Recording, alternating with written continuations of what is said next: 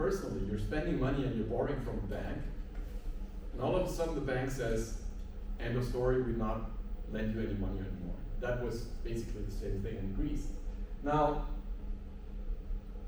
as a consequence of that sudden stop, the real effective exchange rate went up, which means was a real depreciation. And as economists, we can explain this relationship. It's a fact, that's what we would expect. Now, the fact that Greece was member of the euro area at that time made things more difficult, but this is something that we've seen over and over again in emerging markets. And we observed it in Greece in the years 2011 to 2015. So that's the sort of stuff. I'll also talk about the nominal exchange rate. What are the determinants and consequences of nominal exchange rate fluctuations? So this is the US dollar euro nominal exchange rate. So this is the amount of euros you have to pay for $1 US. And you see that this is like a roller coaster ride. So the euro was born, then it strongly depreciated, then it appreciated, and then since then there's this thing, right? And it has been depreciating. I will also show you the US dollar Vietnamese dong nominal exchange rate. It looks different. It looks very different. And the question is, what's driving nominal exchange rates? Finally, I'll talk about exchange rate regimes. Exchange rate regimes are decisions by governments and central banks on whether they want to target the exchange rate or not. Now, in the previous slide,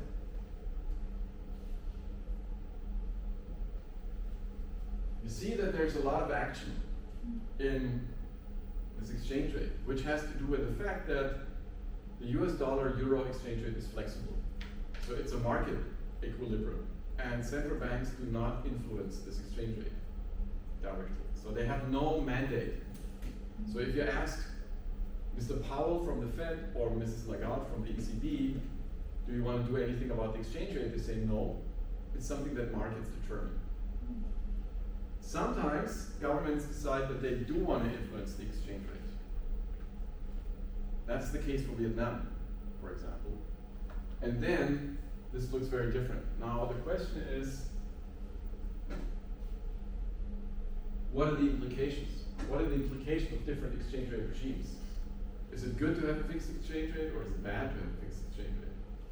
So talk about that as well. And finally, I'll talk about foreign exchange rate interventions. Now this is the Euro-Swiss franc nominal exchange rate. So this is the amount of Swiss francs that you had to pay for €1 at different points in time. CHF means Swiss franc.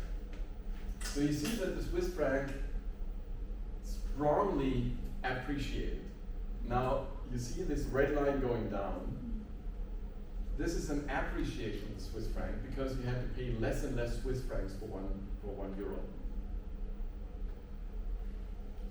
Now at the same time, the Swiss National Bank strongly intervened in foreign exchange markets, which means they did buy euros and sold Swiss francs. Why? Well, because they tried to prevent an even stronger appreciation of the Swiss franc. And the question is, what is the rationale for doing this? Does it make any sense? Or did the Swiss National Bank just waste money? Now we're talking about 1,000 billion Swiss francs here, right? So at the height, this is a lot. This is Swiss GDP is something like 800 billion Swiss francs, so it's more than 100%. So the Swiss National Bank in the past couple of years has piled up reserves, assets. And there's a good side and there's a bad side to it, and we'll talk about that. Good. So this was this is the kind of a teaser part. So you will see those pictures again, but with a longer explanation. Now let me give you a short short list of why you should be interested in international macroeconomics. I mean, it's a mandatory course, so you have little choice, but of course it's better to have students who are motivated than students who think, well, they just have to pass the exam. I think that this is super important for your personal development, your personal career. International trade in goods and assets is important for growth and welfare. And I'm adding some buzzwords like competitiveness, the current account surpluses. These things are all around. If you are in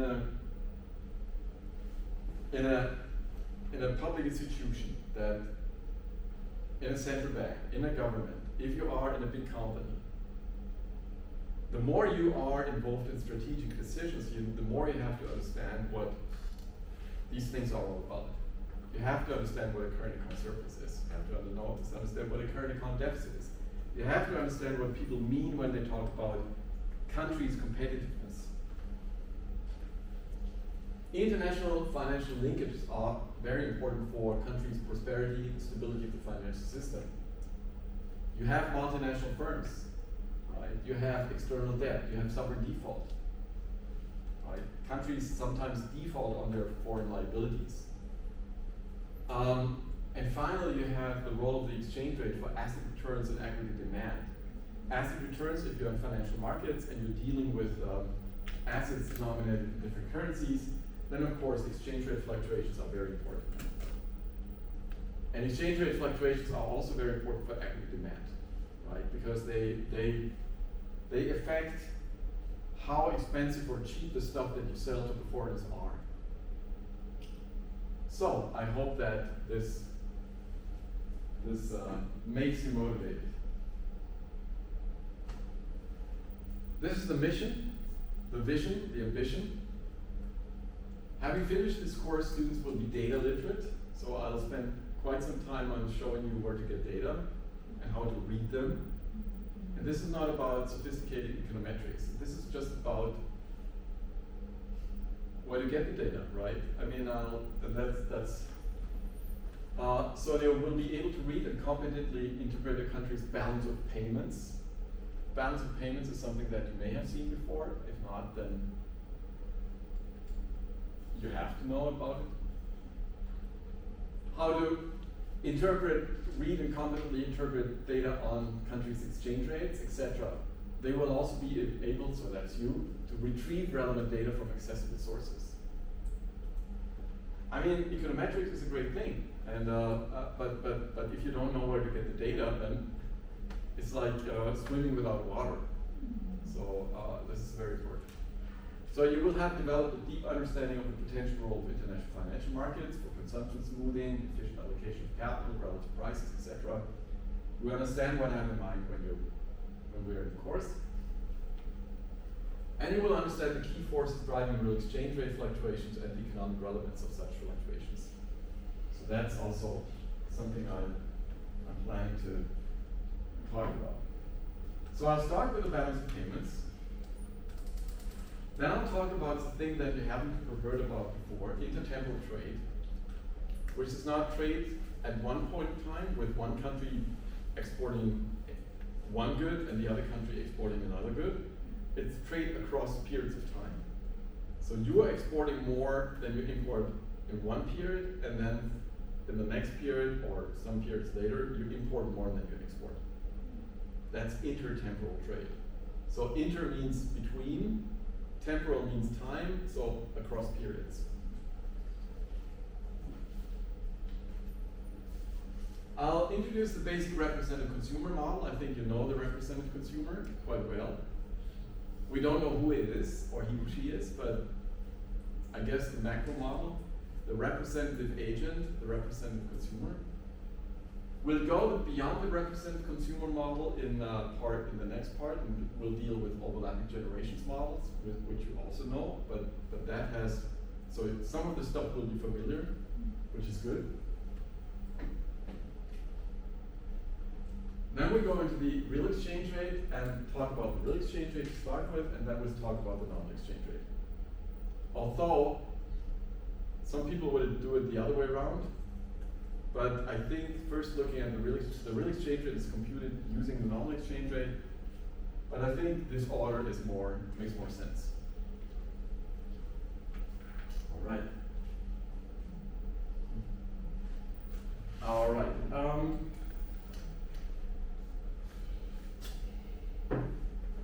All materials, presentations, problem sets, data sets, links to videos are available on the course pages in the VGU Learning Management System, ILIAS, right? So you should be able, or should have been able, to download stuff.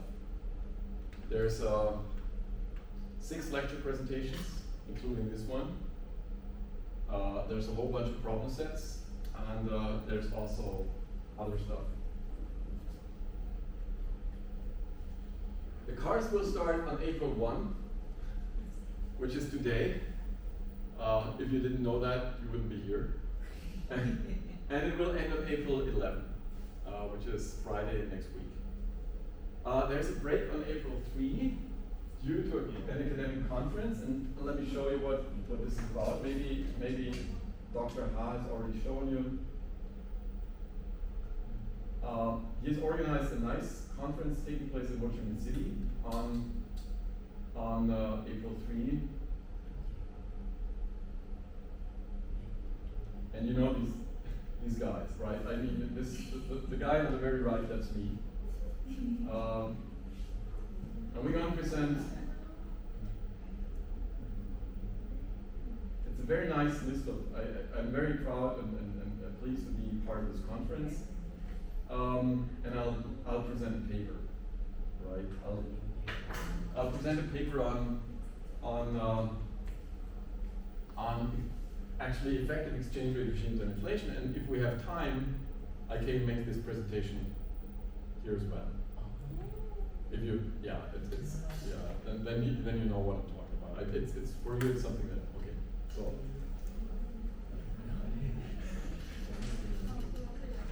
So that's coming back to.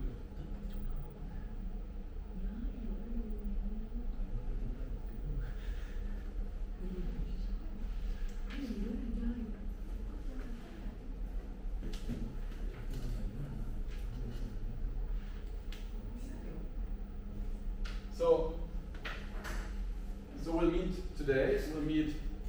So we're meeting today. We'll meet tomorrow. On Thursday we'll not meet. On Friday we'll meet again, and then we'll have classes all next week.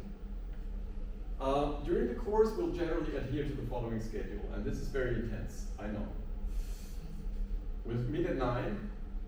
I will lecture until 10:30. Then we'll have 15 minutes to chill. Fair enough. Then we'll go on to 12. Then we'll start at 1 again and go to 2:30. Now, today will be different, but usually I'll give you time to work on the problem sets, right? So you have an hour and a half to work on the problem sets.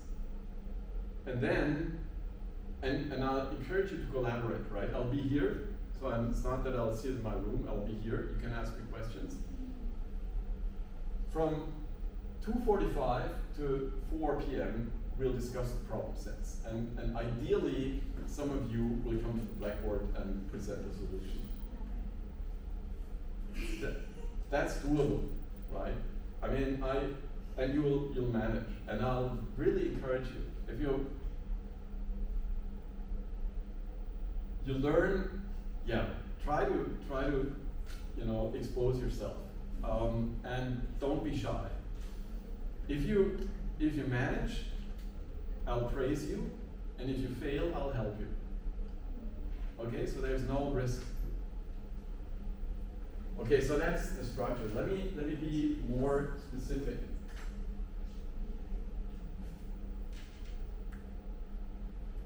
So this is the detail. I sent you an email yesterday, I think, about how we're going to proceed in detail. So this is April 1st, right? I'm in the midst of the introduction. I'll probably spend a little time on reviewing the second presentation. I didn't do that last year and the year before because I expected students to know it. Now, given that you had, what was Michael Hayas's household economics or Mac. Okay, so I had Michael Alias's macro class until yesterday, so you didn't have much time to prepare for this course. I'll probably deviate from the script and go into the second presentation and give you the most important things. Because if you don't, I mean, it doesn't make sense to skip it, because if you don't know it, then you will not understand the balance of payments, and that is a very bad start. So I'll talk about this. Probably it's also will keep me busy in the second half of this morning. Then we'll discuss, after the lunch break, we'll discuss problem set 1. And one just said, you didn't have time to prepare it. Okay, fair enough. Given the special situation this year, if you did, then that's fine. So, frankly, who did? Okay, look, I'll expect you to be active for the rest of the course, but I know that you had Michael Alias's class until yesterday, and you were busy with macro until yesterday, and now I'm starting. So I'll essentially guide you through the problem set. And then we use the second half of the afternoon to go into what's called the intertemporal model, and then we'll slowly get up to speed. So that's the plan. And then you see, tomorrow we'll meet at 9, we'll talk about the intertemporal approach. We'll talk about the intertemporal approach throughout the morning. Then you have, after the lunch break, you have an hour and a half to prepare for the second problem set on the spot, right? By then you will know how to address it. And then later in the evening we'll discuss the problem. Or later in the afternoon we'll discuss the problem set.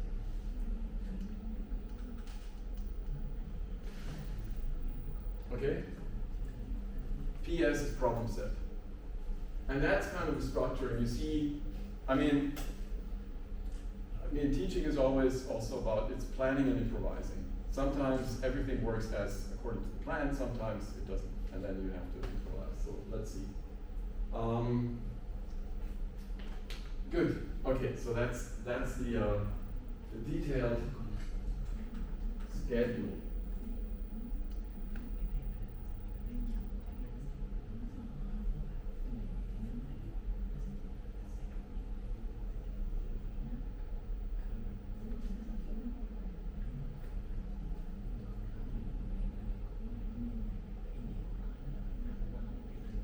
Okay, so this is something I just referred to. I'll probably deviate from this plan.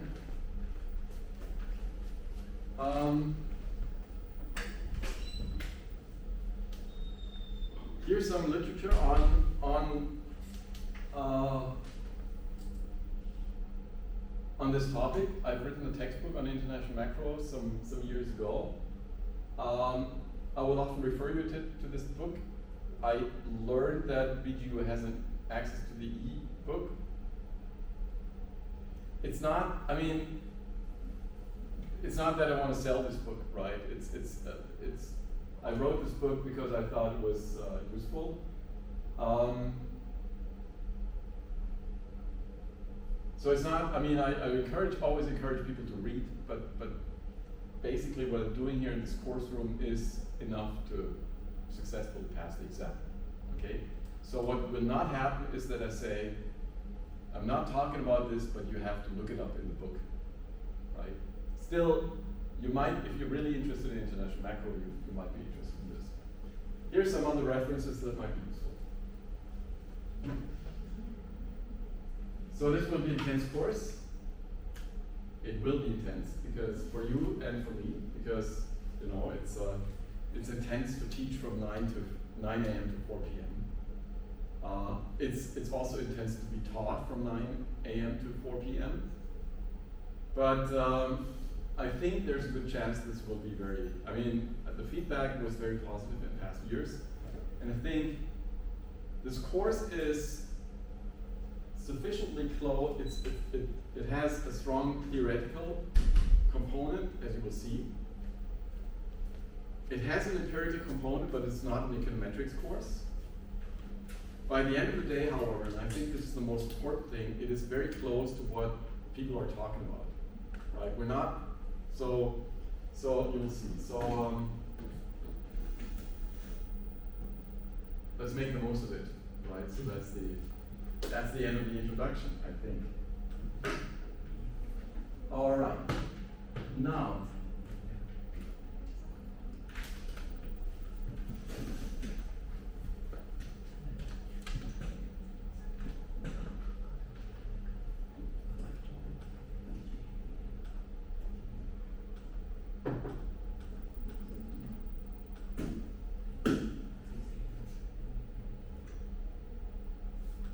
let me go into the second presentation. Deviating from the original plan, and let me talk about the balance of payments. And because it's important that you know what the balance of payments is all about, what the current account is, what the financial account is, what the capital account is, what the net international investment position is, what valuation effects are. So I'll spend the next hour or so, or maybe hour and a half to talk about this. So you have to get, okay. Make sure that the infrastructure works, that you have enough. So you have two computers. You have one for taking notes and the other one for. Yeah, sometimes we. Okay, sometimes you type, sometimes you. Okay, good. Right. Okay, so let me.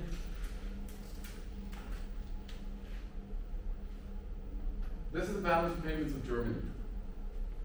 The Bundesbank, the Deutsche Bundesbank, which is the central bank of Germany, publishes monthly reports. And in those monthly reports, you always get that table on the German balance of payments.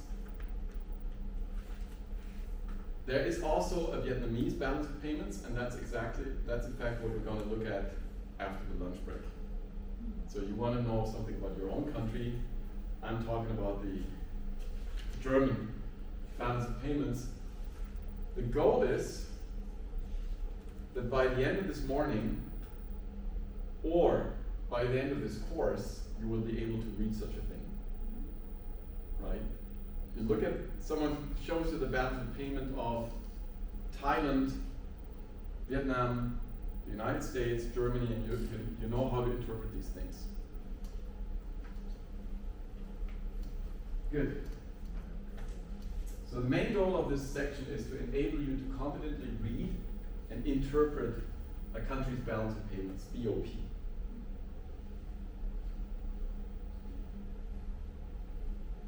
Who knows this stuff? Did you ever read, did you ever do in your bachelor's courses balance of payments accounting? Good.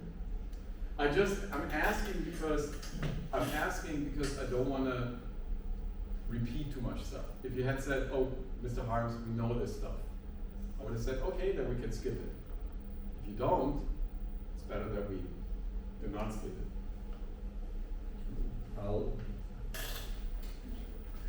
It's always nice to have some real light in the room, but I think the sun is now moving and okay. So I'll come back to these numbers, but let me first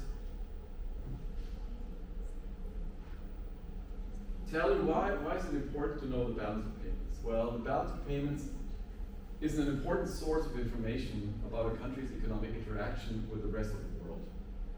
That's what it is. It's about trade relationships, it's about financial relationships, and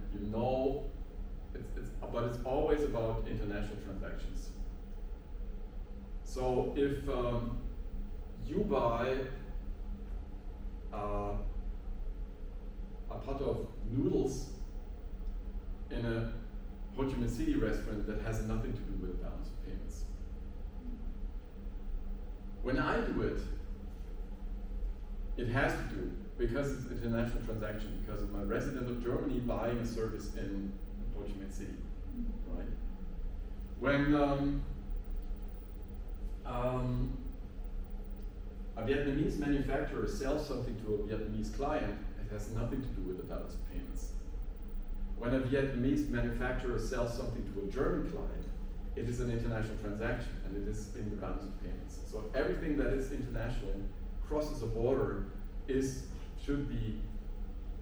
appear in the balance of payments. The structure of the balance of payments reveals important relationships between key economic variables, and awareness of such relationships is the first step towards developing hypotheses about causal mechanisms. The most important equation that I'll show you in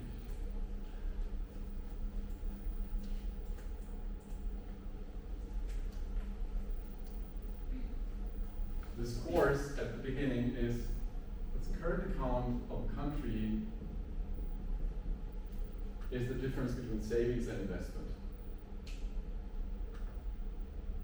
Now, we'll come to that, right? If you don't understand it yet, don't worry.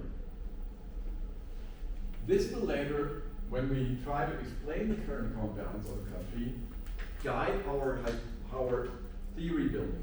It's called the intertemporal approach, because savings and investment are dynamic activities. I mean, you did macro with Mike Haliassos. You had dynamic models, right? Euler equations. So we come back to that. This is exactly what we're going to talk about, but in the international context. And finally, balance of payments data are a basis for empirical research in international macro.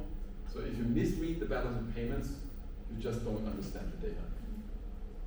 I'll give you some examples where people strongly misread the data, and sometimes it's really depressing how they wrongly take the wrong conclusions. So what do we need to achieve this goal? We know knowledge of relevant terminology and definitions, a thorough understanding of different relationships among different components of the balance of payments, between the balance of payments and other parts of the national accounts.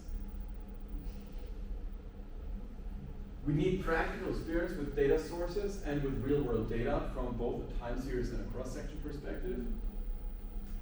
And what's else on the slide? Bear in mind, this is my most important statement. A solid knowledge of balance of payments accounting doesn't always give you the right answers, but it helps you to ask the right questions. It's really about correctly reading the data.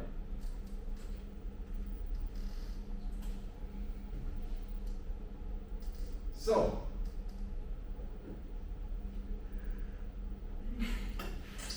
bless you. I will keep saying that because I usually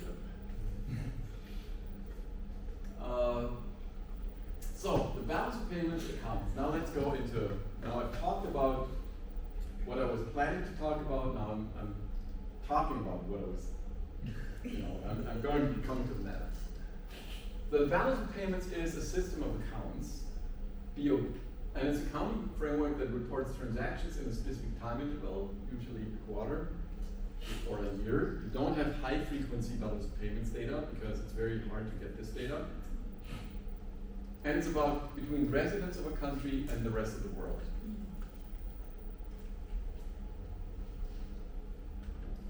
Most national statistical authorities and central banks follow the rules of the IMF's Balance of Payments Manual, the BPM, when publishing their country's balance of payments. So there's a thing called the Balance of Payments Manual, which is like a book that tells you, if you are working in a central bank, how to assign transactions to different parts of the balance of payments. Right? So that is a let me just deviate from the script and give you some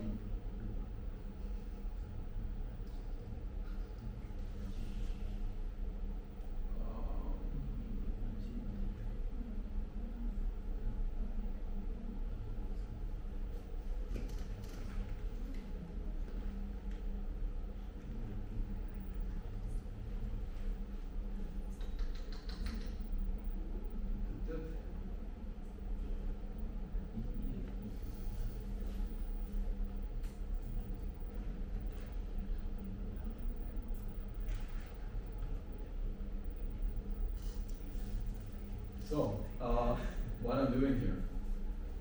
This is the balance payments manual. Right, you can download it from the internet. You just type in BPM6 and you get that. And you see that the balance payments manual actually is not as fat as I thought. It has some 371 pages. Right? If you have it, it's about this size. And the balance of payments manual essentially is suppose put yourself into the shoes of someone working in the State Bank of Vietnam, or in the Bundesbank, or the Federal Reserve. And you are responsible for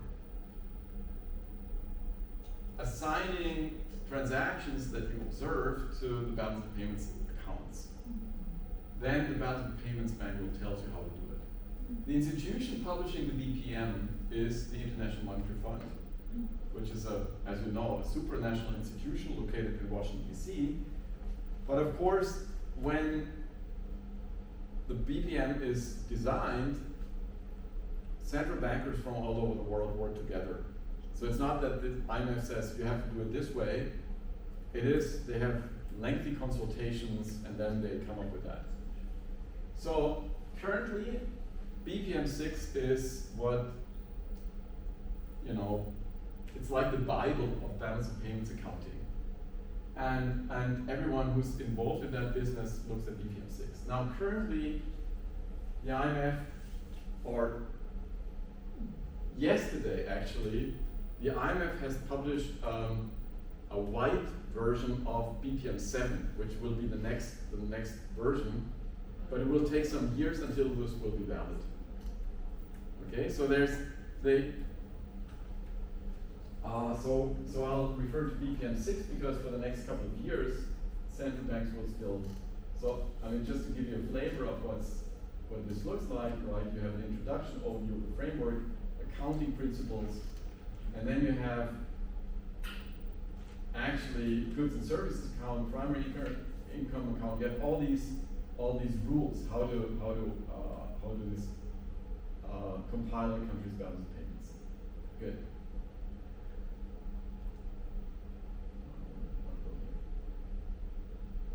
Go back into my presentation. Good.